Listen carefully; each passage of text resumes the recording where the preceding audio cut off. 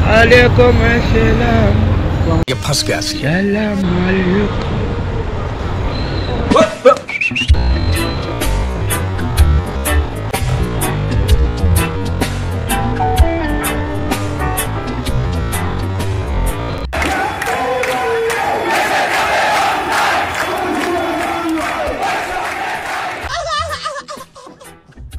এই কোটার কারণে পুরো দেশটা একটা সময় এসে অকেজ হয়ে যাচ্ছে, মেধাশূন্য হয়ে যাচ্ছে পুরোটা দেশ। চাকরির বাজারে এই কোটার কারণে মেধাবীরা জায়গা পাচ্ছে না। শুধুমাত্র এই কোটার কারণে সংরক্ষিত আসনগুলোতে মেধাবীর চাইতে কম মেধাবী লোকজন জায়গা পাচ্ছে, আর দেশটার এরকম অচল অবস্থা হচ্ছে।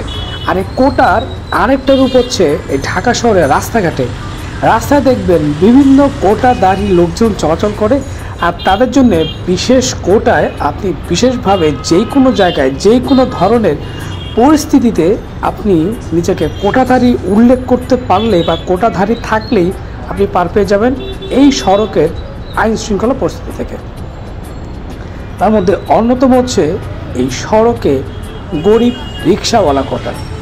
পুরোটা সড়ক দেখেন রিক্সার দখলে এবং রিক্সা দিয়ে টই টুম্বুর। সামনে যে ক্রসিংটা দেখতে পাচ্ছেন হাতের ডান পাশের গুলিস্তান, এবং সহজে এখান দিয়ে যাওয়া যায় না, কিন্তু সেই জায়গাটাতে উল্টা পথে এই রিক্সা চলাচল করতেছে।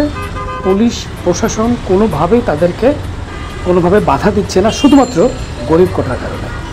মানবতার এক বিশাল কোটা এই শহরের রাস্তাঘাটে সচরাচর সবার চোখেই পড়ে, কিন্তু কোনো ব্যক্তিগত যানবাহন মোটরসাইকেল কোনো কিছুই যদি এই ডানের বা বামের রাস্তায় যায় তাহলেই কেল্লাফতে কোটা নাই, মামলা খান।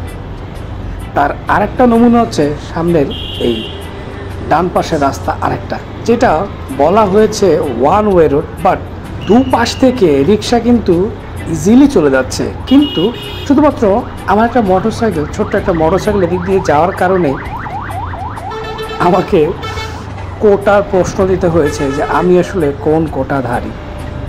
আর কোটাধারীর নমুনায় আমি এই যাত্রায় বেঁচে গিয়েছি। ওয়ালাইকুম আসসালাম। কেন না রাস্তাঘাটে জিজ্ঞেস করতাম, তাই যদি অনেক রোড আসছে তাই হ্যাঁ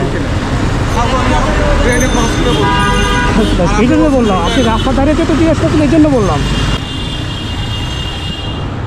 তো কি বুঝলেন, এই হচ্ছে দেশের নমুনা। আপনাকে রাস্তায় বা যেখানেই যান না কেন কোনো না কোনো কোটায় থাকতে হবে, তা না হলে আপনি দেশে কিন্তু ছাড় পাবেন না।